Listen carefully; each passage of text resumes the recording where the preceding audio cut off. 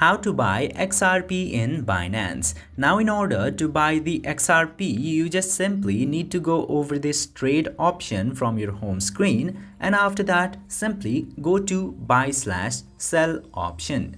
Now after going into here, you just simply need to select this option right here where I have selected Bitcoin.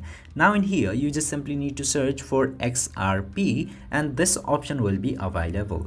Just simply select XRP from here. Similarly, into the upper side here, you just simply need to select the currency that you would like to use in order to buy the XRP. After selecting that, in my case, I have selected USD. You just simply need to select the amount which you would like to spend in order to buy XRP.